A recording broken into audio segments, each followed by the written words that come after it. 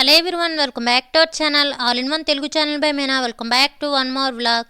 ఈరోజు వీడియో వచ్చేసరికి నేను స్టిచ్చింగ్ అలానే ఇంట్లో పనుల్ని ఏ విధంగా మేనేజ్ చేసుకుంటాననేది అయితే ఈరోజు వీడియోలో చూపించాను. వీడియోని అయితే స్కిప్ చేయకుండా చివరి వరకు చూసేయండి. చివరి వరకు చూసిన తర్వాత నచ్చినట్టయితే ఒక లైక్ చేయడం మర్చిపోద్దు. ఇంకా లేట్ చేయకుండా వీడియోలోకి అయితే వెళ్ళిపోదాం. నేను ఈ వీడియో అయితే షార్ట్ అయితే ఆల్రెడీ పెట్టాను కదా, ఇలా శారీ మీద ఒకటి బ్లౌజ్ అయితే స్టిచ్ చేశానని చెప్పి. ఇంకా బ్లౌజ్ అయితే మీకు ఇక్కడ మళ్ళీ క్లియర్గా అయితే చూపిస్తున్నాను అనమాట. ఇదైతే మార్నింగ్ కటింగ్, అలానే మధ్యాహ్నం లంచ్ అది అయిన తర్వాత స్టిచ్చింగ్ అయితే చేశాను. ఇంకా ఒక్క రోజులోనే కటింగ్, స్టిచ్చింగ్, అలానే చేతి పని ఉంటుంది కదా, ఉక్సులు పెట్టడం, కాజాలు వేయడం, అవన్నీ అవి కూడా ఆ రోజే చేస్తాను అనమాట ఒకరోజు. ఇంకా నేనైతే ఈ బ్లౌజ్ అయితే మార్నింగ్ టైము ఒక 11:30, 12 వరకు అయితే కటింగ్ అయితే చేశాను అనమాట, 10 నుంచి.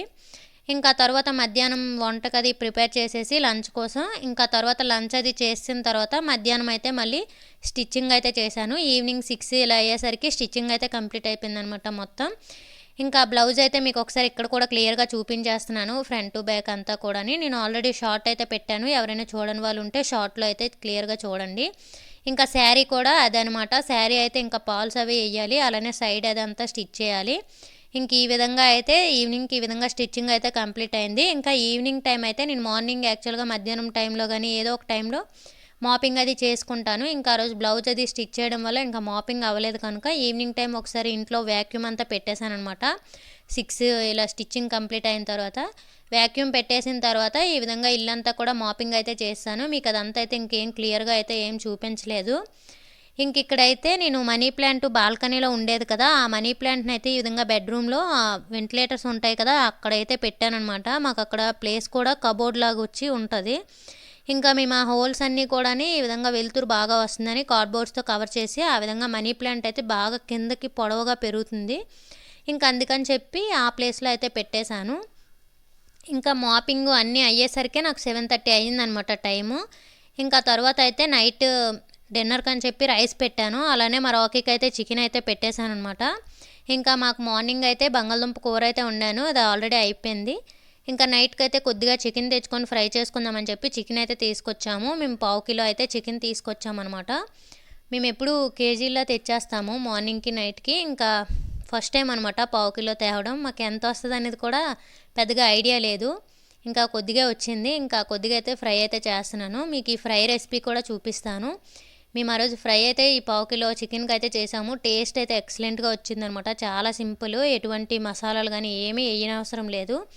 అలానే నా దగ్గర అల్లం వెల్లుల్లి పేస్ట్ లేదని చెప్పి పేస్ట్ అయితే చేశాను. ఇంకా రెసిపీ ఏంటనేది అయితే చూసేద్దాం. స్టవ్ ఆన్ చేసుకొని ప్యాన్ పెట్టుకొని ఆయిల్ యాడ్ చేసుకోండి. ఆయిల్ వేడైన తర్వాత కరివేపాకు, అలానే కొద్దిగా అల్లం వెల్లుల్లి పేస్టు, చికెన్ అయితే యాడ్ చేసుకుంటున్నాను. ఇంకేమీ యాడ్ చేయట్లేదు అనమాట, పచ్చిమిర్చి కానీ ఏమీ యాడ్ చేయట్లేదు. ఒకసారి ఈ విధంగా ట్రై చేసి చూడండి, టేస్ట్ అయితే ఎక్సలెంట్గా వస్తుంది. ఇంక ఈ 3 యాడ్ చేసిన తర్వాత ఐ ఫ్లేమ్లో పెట్టుకొని మంచిగా మిక్స్ చేసుకోవాలి. మిక్స్ చేసుకొని చికెన్లో వాటర్ అంతా వచ్చి ఒక 5 నిమిషాలు అయితే మంచిగా ఫ్రై చేయాలన్నమాట ఐ ఫ్లేమ్లోనే. ఆ నీచు వాసన అంతా కూడా పోతుంది. అలానే దాంట్లోనే కొద్దిగా పసుపును కూడా యాడ్ చేసుకొని మంచిగా మిక్స్ చేసి ఒక 5 నిమిషాల నుంచి 5-6 నిమిషాలు ఇలా అయితే హై ఫ్లేమ్లోనే చక్కగా కలుపుకుంటూ ఫ్రై చేసుకోవాలి. ఇది నాన్ స్టిక్ ప్యాన్ కనుక కిందేం అంటట్లేదు, అడుగున నార్మల్ కళాయిలు అయితే అంటుతాయి అన్నమాట. కొద్దిగా కలుపుకుంటూ ఉండాలి. ఇంక ఈ విధంగా అందులో వచ్చే వాటర్ అంతా పోయి ఈ విధంగా ఆయిల్ లాగా స్ప్రెడ్ అవుతుంది కదా, ఆ టైంలో ఈ విధంగా ఆనియన్స్ని అయితే ఒక 2 ఆనియన్స్ని ఈ విధంగా చిన్న చిన్న పీసెస్గా కట్ చేసుకొని అయితే యాడ్ చేసుకుంటున్నాను. మీరు కావాలంటే టమాటోని కూడా యాడ్ చేసుకోవచ్చు. నేనైతే టమాటోని యాడ్ చేయట్లేదు, ఓన్లీ ఆనియన్స్ని అయితే యాడ్ చేస్తున్నాను. ఇంకా ఆనియన్స్ని యాడ్ చేసిన తర్వాత కొద్దిగా సాల్ట్ను కూడా యాడ్ చేసుకొని మంచిగా మిక్స్ చేసుకొని మూత పెట్టి సిమ్లో అయితే ఇంకా ఫ్రై చేసుకోవాలన్నమాట. ఫస్ట్ ఒక 5-6 నిమిషాల వరకు హై ఫ్లేమ్లో అయితే ఫ్రై చేయాలి. ఇంకా తర్వాత అయితే ఆనియన్స్ అవి యాడ్ చేసిన తర్వాత సిమ్లో అయితే ఫ్రై చేయాలి. ఒకసారి ఈ విధంగా అయితే ట్రై చేయండి. టేస్ట్ అయితే మాకు ఎక్సలెంట్గా కుదిరిందనమాట ఆ రోజు నైట్ అయితే. అలానే చికెన్ కూడా కొద్దిగా తక్కువ కదా, ఇంకా బాగా అనిపించింది మాకు. ఇంకా మూత పెట్టుకొని ఒక 10 నిమిషాలు అయితే మంచిగా ఫ్రై చేసుకోవాలి. మధ్య మధ్యలో కలుపుతూ ఉండాలి, లేదంటే అడువంతా ఇదైపోతుంది. ఈ విధంగా కలుపుకుంటూ ఒక 10 నిమిషాలు అయితే సిమ్లోని పెట్టుకొని మంచిగా ఫ్రై చేయాలన్నమాట. ఈ విధంగా మంచిగా ఫ్రై అయిన తర్వాత మీ కారానికి తగ్గ కారం అయితే యాడ్ చేసుకోండి. ఫ్రైస్కి, నాన్ వెజ్కి అయితే కొద్దిగా కారంగా ఉంటేనే బాగుంటుంది. నేను ఇక్కడ ఒక 2 టేబుల్ స్పూన్స్ వరకు కారం యాడ్ చేసుకున్నాను. అలానే ధనియా పౌడర్, కొద్దిగా గరం మసాలా అయితే యాడ్ చేసుకున్నాను. మీ దగ్గర జీలకర్ర పొడి ఉంటే జీలకర్ర పొడిని కూడా యాడ్ చేసుకోండి. ఈ విధంగా యాడ్ చేసుకొని మంచిగా మిక్స్ చేసుకొని మూత పెట్టి ఒక 2 నిమిషాలు అయితే మంచిగా ఫ్రై చేయాలి. ఈ కారం అంతా పట్టేటట్టు చికెన్ పీస్కి మంచిగా ఫ్రై చేసుకోవాలి. మనం ఎటువంటి మసాలా పొడి కానీ ఏమీ యూజ్ చేయని అవసరం లేదనమాట. చాలా సింపుల్గా అయితే అయిపోతుంది చికెన్ ఫ్రై. టేస్ట్ కూడా ఎక్సలెంట్గా ఉంటుంది. ఒకసారి ఈ విధంగా కూడా ఒకసారి ట్రై చేసి అయితే చూడండి, ఖచ్చితంగా బాగా వస్తుంది. నేనైతే ఒక 2 నిమిషాల పాటు ఈ విధంగా మూత పెట్టి సిమ్లోనే ఫ్రై చేసుకున్నాను. మనం ఫస్ట్ ఒక 5 నుంచి 6 నిమిషాలు మాత్రమే హై ఫ్లేమ్లో పెట్టి కొద్దిగా ఫ్రై చేయాలి. ఇంకా తర్వాత నుంచి కూడా సిమ్లో పెట్టే ఫ్రై చేసుకోవాలి మంచిగా. అప్పుడు చికెన్ లోపలంతా సాఫ్ట్గా ఉండి క్రిస్పీగా బాగుంటుంది అనమాట. ఇంకా ఫైనల్గా అయితే 2 నిమిషాలు అయిన తర్వాత కొత్తిమీరని యాడ్ చేసుకొని మంచిగా మిక్స్ చేసుకొని స్టవ్ అయితే ఆఫ్ చేస్తాను. ఇంక ఈ విధంగా అయితే ఒకసారి చికెన్ ఫ్రైని అయితే ట్రై చేయండి, టేస్ట్ బాగుంటుంది. నేను ఆనియన్స్ వేసాను కదా, ఆ ప్లేస్లో మీరు టమాటో కూడా కావాలంటే యాడ్ చేసుకోవచ్చు. నేను టమాటో అయితే యాడ్ చేయలేదు. ఇంకా ఈ విధంగా చూస్తున్నారు కదా, చూస్తుంటేనే నోరు ఇదైపోతుంది అనమాట. నాకు ఇప్పుడు కూడా వాయిస్ ఓవర్ ఇచ్చేటప్పుడు కూడా ఆ చికెన్ చూస్తుంటే మేము ఆ రోజు తినేటప్పుడు టేస్ట్ అయితే బాగా అనిపిస్తుంది. నాకు నోట్లో నీరు కూడా వచ్చేస్తుండేవి. ఇంక ఈ విధంగా అయితే నైట్ డిన్నర్లోకి చికెన్ ఫ్రై అయితే చేసుకొని అయితే ఆ రోజు నైట్ డిన్నర్ అయితే చేస్తాము.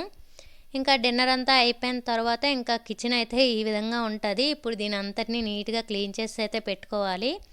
అలానే నేను అల్లం వెల్లుల్లి పేస్ట్ అయితే చేశాను కదా, ఇంకా దానికి యూజ్ చేయగా కొద్దిగా అల్లం వెల్లుల్లి పేస్ట్ అయితే ఉంది.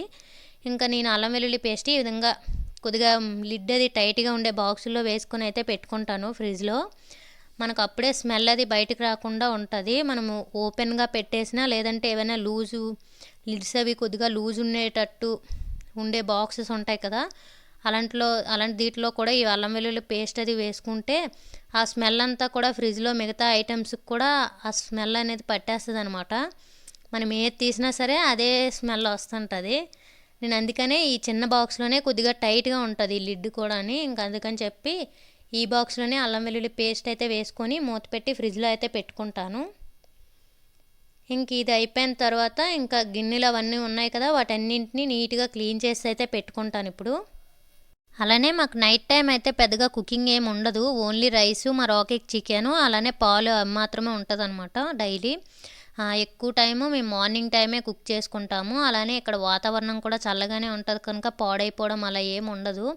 మాది అలానే ఎక్కువ నాన్ వెజే ఉంటుంది అనమాట. వెజ్ చాలా తక్కువ మాది. ఎప్పుడో వీక్లీ 2 టైమ్స్ ఇలా వండుతాము వెజ్. సాటర్డే, మండే, ఎక్కువ అయితే థర్స్డే, ఇలాంటప్పుడే ఎక్కువగా అయితే ఒక 2 టైమ్సే వండుతాం వెజ్. మిగతా డేస్ అంతా కూడా నాన్ వెజ్ ఉంటుంది. ఎగ్ కానీ, చికెన్ కానీ, చేపలు కానీ ఇలా. ఇంకా అవి తెచ్చేవి మార్నింగ్ టైమే ఎక్కువ తెచ్చుకుంటాం కనుక ఇంకా అలా నైట్కి మార్నింగ్కి ఇది అయ్యేటట్టే తీసుకొస్తాము. ఇంకా అలా మార్నింగే వండేస్తాను అనమాట. ఇంకా నైట్ టైం అయితే పెద్దగా ఉండదు, ఎప్పుడో రేర్ అనమాట నైట్ టైం కుకింగ్ అదంతా కూడాని. ఇంకా ఈరోజు అయితే మార్నింగ్ ఆ రోజు మా ఆయన వాళ్ళకి యాక్చువల్గా స్లాబ్ అయ్యింది సైట్లో. ఇంకా దానివల్ల మార్నింగ్ టైము తీసుకురావడానికి కుదరలేదనమాట, మధ్యలో రావడానికి.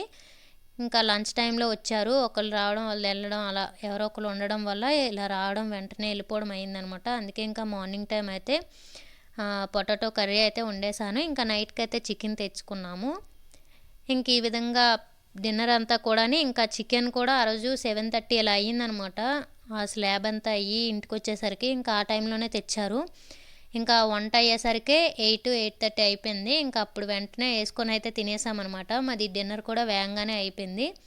9:30 అయ్యేసరికి మొత్తం కిచెన్ అంతా నీట్గా క్లీన్ చేసి పడుకోవడం కూడా అయిపోయిందనమాట ఆ రోజు. ఒక్కొక్క రోజు లేట్ అవుతుంది, ఒక్కొక్క రోజు తొందరగానే అయిపోతుంది ఈ మధ్య అయితే.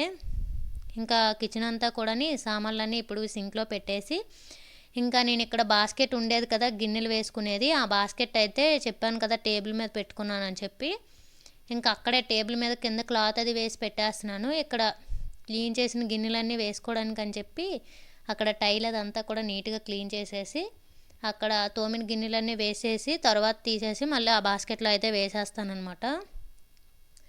ఇంకా సైడ్కి ప్లేట్స్ అవి పెట్టుకోవడానికి స్టాండ్ అది ఉంది కదా, ఇంకా స్టాండ్లో అయితే ప్లేట్స్ అవి పెట్టుకుంటాను. ఆ స్టాండ్ అయితే బాగా యూజ్ అవుతుంది. అప్పుడు నేను తీసుకునేటప్పుడు నాకు ఎగ్జాక్ట్గా ప్రైస్ కూడా గుర్తులేదు, కానీ రీజనబుల్ ప్రైస్లోనే వచ్చిందనమాట. బాగా యూజ్ అవుతుంది ప్లేట్స్ అవి పెట్టుకోవడానికి. ఇప్పుడు క్లీన్ చేసిన ప్లేట్సే కాదు, మనకి కబోర్డ్స్లో ఇలా ప్లేస్ ఎక్కువ ఉండి ప్లేట్స్ పెట్టుకోవడానికి సెట్ అయినప్పుడు కూడా ఆ స్టాండ్ బాగా యూజ్ అవుతుంది అనమాట. ప్లేట్స్ ఏవైనా ఎక్కువగా ఉండి అలా పెట్టుకోవడానికి. ఎవరికైనా కావాలంటే లింక్ అయితే డిస్క్రిప్షన్లో ఇస్తాను, కావాలనుకునే వాళ్ళు చెక్ చేయండి. ఆ స్టాండ్స్ది అయితే అది ప్రైస్ కూడా ఎక్కువేం కాదు, చాలా తక్కువలోనే వచ్చింది అప్పుడు.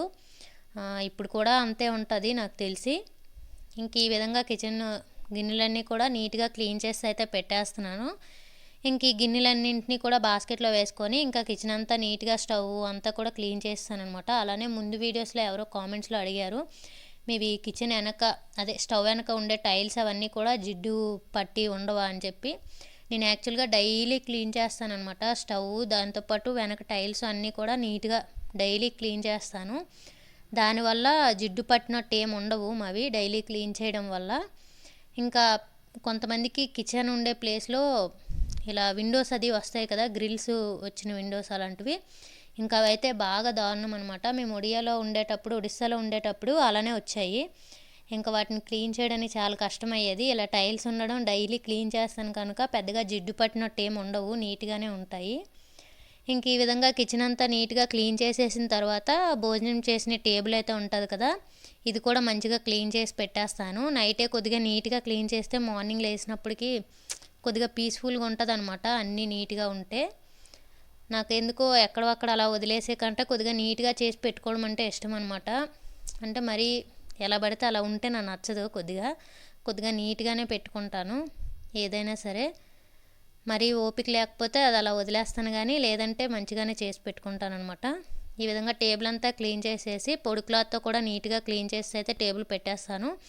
ఒక్కొక్కసారి నైట్ టైం అవ్వనప్పుడు కొద్దిగా భోజనాలు అవి లేట్ అయ్యి కిచెన్ అదంతా క్లీన్ చేసి టైం అయినప్పుడు ఇంకా అలా పడుకునేస్తాము. మార్నింగ్ లేసి టేబుల్ అదంతా కూడా క్లీన్ చేసుకుంటాను. ఇంకా టేబుల్ అదంతా కూడా నీట్గా క్లీన్ చేసిన తర్వాత సోఫా కూడా కొద్దిగా సెట్ చేస్తానమాట. నాకు ఎందుకో అలా సోఫా మీద కవర్స్ని కూడా అటు ఇటు అయిపోయినప్పుడు అలా సర్దేసి పెడుతూ ఉంటాను మధ్య మధ్యలో. ఇంకెక్కడ కూడా సోఫా అలా సర్దేసి పెట్టేద్దామని చెప్పి సోఫా కూడా నీట్గా సర్దేసి అయితే పెట్టేశాను ఎక్కడొక్కడ. ఇంక ఈ విధంగా అయితే జరిగిందనమాట ఈరోజైతే. చికెన్ కర్రీ అయితే ఒకసారి ట్రై చేసి ఖచ్చితంగా చూడండి. ట్రై చేసిన తర్వాత ఎలా వచ్చిందో కామెంట్స్లో అయితే చెప్పడం అస్సలు మర్చిపోవద్దు. ఇంక ఈ వీడియోని కూడా ఎక్కడితో ఎండ్ చేసేస్తున్నాను. అలానే నేను బ్లౌజ్ స్టిచ్ చేశానని చెప్పాను కదా, ఆ బ్లౌజ్ కూడా ఆల్రెడీ షార్ట్ అయితే పెట్టాను. అది కూడా లింక్ అయితే డిస్క్రిప్షన్లో ఇస్తాను, కావాలనుకునే వాళ్ళు చెక్ చేయండి. అంటే నేను ఎలా స్టిచ్ చేశాను అనేది చూపించలేను, ఎందుకంటే నేను కూడా యూట్యూబ్లో చూసే నేర్చుకున్నాను అనమాట. నేను స్టిచ్చింగ్ కానీ సపరేట్గా బయటికి ఎక్కడికి కూడా నేను నేర్చుకోవడానికి అయితే వెళ్ళలేదు స్టిచ్చింగ్ కోసం అని చెప్పి. నాకు అప్పుడులో స్టిచ్చింగ్ డ్రెస్సెస్ అవి సైజ్ చేసుకోవడానికి అని చెప్పి ఒక మిషన్ అయితే తీసుకున్నాను. ఇంకా అలా ఆ మిషన్ మీదే తొక్కడం నేర్చుకున్నాను. అలానే స్టిచ్చింగ్ కూడా ఇలా యూట్యూబ్లో చూసుకుంటూనే నేర్చుకున్నాను అనమాట. ఇంకా నేను అందుకే ఇప్పుడు అంత నేను ఎక్స్పీరియన్స్ కాదు కనుక ఎలా స్టిచ్ చేశాను అనేది అయితే చూపించలేను. ఇంకా నార్మల్గా ఎలా వచ్చింది అనేది అయితే పెట్టాను షార్ట్, కావాలనుకునే వాళ్ళు చెక్ చేయండి. ఇంకా ఇదనమాట, ఈ వీడియోని అయితే ఇక్కడితో ఎండ్ చేసేస్తున్నాను. నా వీడియోస్ కనుక మీకు నచ్చినట్టయితే please do like, share and subscribe to my channel. ఇంకో మంచి వీడియోతో మళ్ళీ మీ ముందుకు వస్తాను. Thank you for watching. Bye bye. See you next video.